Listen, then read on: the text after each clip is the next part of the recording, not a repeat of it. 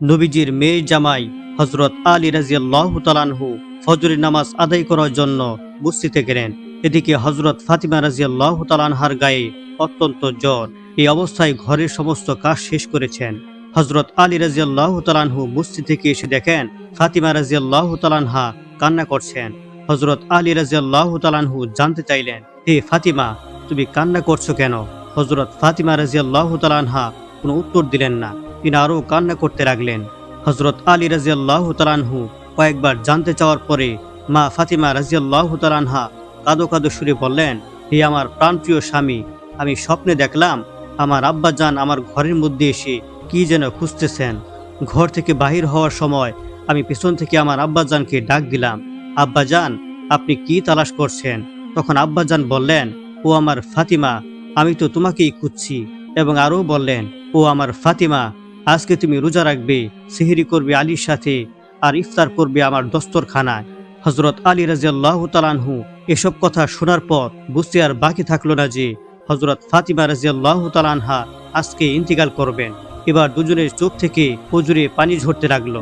এমন অবস্থায় হযরত হাসান এবং হুসাইন রাদিয়াল্লাহু তাআলা আনহু এসে জিজ্ঞেস করতে লাগলেন, ও আমার আব্বাজান, ও আমার আম্মাজান, আপনারা কাঁদছেন কেন? ফাতিমা রাদিয়াল্লাহু তাআলা আনহার অভ্যাস ছিল কোনো দুঃখ বা কষ্টে তিনি হাসান এবং হুসাইনকে নবীজি সাল্লাল্লাহু আলাইহি সাল্লামের রওজায় যেতে বলতেন। তেমনি আজকেও বললেন, ও আমার কলিজার টুকরারা, তোমরা দুই ভাই এখনই তোমার নানার রওজাতে চলে যাও। অতঃপর তারা দুই ভাই রওজার নিকটে যাওয়ার সাথে সাথে ভেতর থেকে একটি আওয়াজ আসলো, ও আমার আদরের নাতিরা, এই মুহূর্তে তোমরা আমার কাছে কেন এসেছো? আমার কাছে সব সময় আসতে পারবে। এখন যাও, গিয়ে তোমাদের মায়ের চেহারার দিকে তাকিয়ে থাকো। আজকের পর তোমাদের মাকে আর তোমরা দেখতে পারবে না। ওদিকে হযরত ফাতিমা রাদিয়াল্লাহু তাআলা আনহার শরীর আরো বেশি খারাপ হতে লাগলো। তিনি খুব কষ্ট করে দেওয়ালে হেলান দিলেন।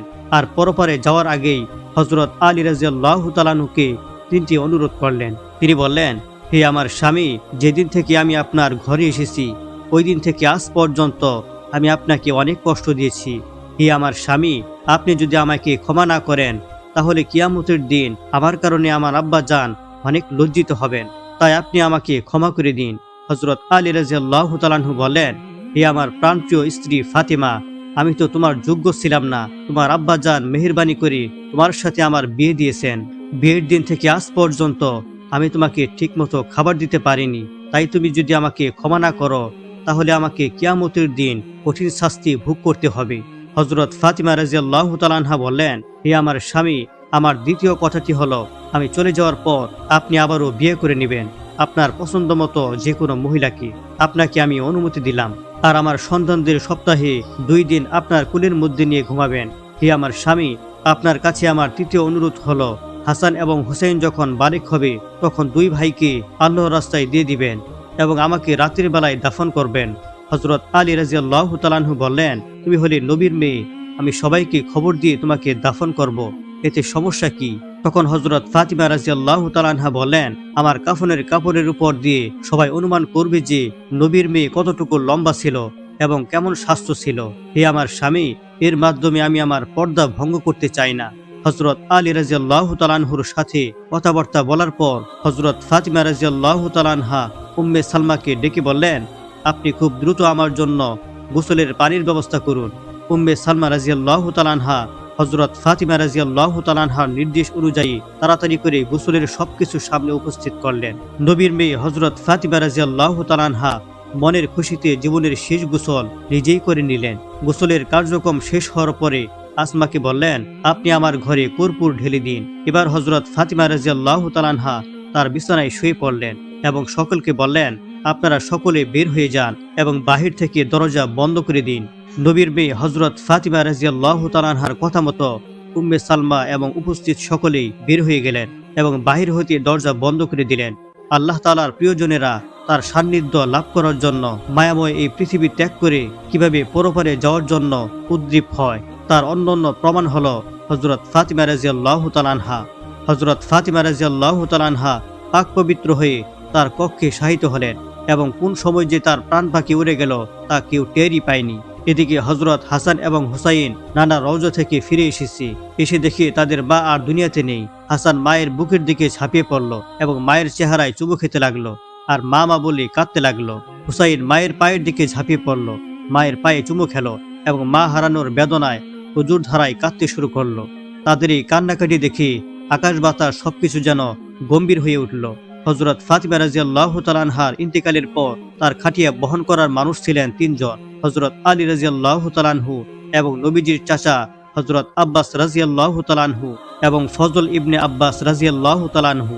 হযরত আলী রাদিয়াল্লাহু তাআলা আনহু ভাবছিলেন খাটিয়া বহন করার জন্য মানুষ আরো একজন প্রয়োজন, তবে খাটিয়া চার কোনায় চারজন কাঁধে নিতে পারবে।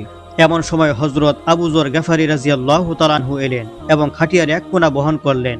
হযরত আলী রাদিয়াল্লাহু তাআলা আনহু প্রশ্ন করলেন, হে আবু যর, আমি তো কাউকে বলিনি, তাহলে আপনি জানলেন কিভাবে? হযরত আবু যর গফারি রাদিয়াল্লাহু তাআলা আনহু বললেন, আমি আল্লাহর রাসূল সাল্লাল্লাহু আলাইহি সাল্লামকে স্বপ্নে দেখলাম, তিনি আমাকে বললেন, হে আবু যর, আমার ফাতিমার খাটিয়া বহন করার জন্য লোকের অভাব, তুমি তাড়াতাড়ি যাও। হযরত ফাতিমা রাদিয়াল্লাহু তাআলা আনহাকে যখন কবরে নামাচ্ছিলেন, তখন আবু যর গফারি রাদিয়াল্লাহু তাআলা আনহু কবরের কাছে গিয়ে কবরকে উদ্দেশ্য করে বললেন, হে কবর, তুই কি জানিস আজকে তোর মধ্যে কাকে রাখা হচ্ছে? ইনি হলেন জান্নাতের সকল মহিলাদের সর্দারিনী হযরত ফাতিমা রাদিয়াল্লাহু তাআলা আনহা। কবর থেকে কোনো আওয়াজ আসলো না। অতঃপর আবু যর গফারি রাদিয়াল্লাহু তাআলা আনহু আবার বললেন, হে কবর, ইনি হলেন হযরত আলী রাদিয়াল্লাহু তাআলা আনহার স্ত্রী। এবারও কবর থেকে কোনো আওয়াজ আসলো না। আবু যর গফারি রাদিয়াল্লাহু তাআলা আনহু আবারও বললেন, হে কবর, ইনি হলেন হযরত হাসান এবং হুসাইনের আম্মা জান। এবারও কবর থেকে কোনো আওয়াজ আসলো না। আবু যর গফারি রাদিয়াল্লাহু তাআলা আনহু আবারও বললেন, হে কবর, ইনি হলেন দুজাহানের বাদশাহ আল্লাহর প্রিয় রাসূল সাল্লাল্লাহু আলাইহি সাল্লামের কন্যা। খবরদার কবর, বেয়াদবি করিস না। তখন কবর বলল, আমি অন্ধকার কবর, আমি সাপ বিচ্ছুর ঘর, আমি এমন একটি ঘর যার মধ্যে কোনো বংশ পরিচয় কাজ করে না, আমি কাউকে চিনি না, আমি শুধু চিনি ঈমান এবং আমল। এই কথা শোনার সাথে সাথে আবু যর গফারি রাদিয়াল্লাহু তাআলা আনহু চিৎকার করে বেহুশ হয়ে গেলেন। বলা হয়েছে এরপর থেকে হযরত আবু যর গফারি রাদিয়াল্লাহু তাআলা আনহু নিজের জন্য আর কোনোদিনও কোনো ঘর নির্মাণ করেননি। প্রিয় দর্শক, এবার একটিবার চিন্তা করুন, হযরত ফাতিমা রাদিয়াল্লাহু তাআলা আনহার ব্যাপারে যদি কবরের বক্তব্য এমন হয়ে থাকে, তাহলে আমরা কোথায়? অতএব সেই অন্ধকার ঘরে যাওয়ার জন্য নিজেকে প্রস্তুত করে নেই, যেখানে চলবে না কোনো টাকার গরম, যেখানে চলবে না কোনো ক্ষমতার বাহাদুরি, যেখানে চলবে না কোনো বংশ পরিচয়, যেখানে দেখা হবে শুধু ঈমান এবং আমলের পরিচয়। আল্লাহ তাআলা আমাদের সবাইকে সঠিক বুঝদান করুক।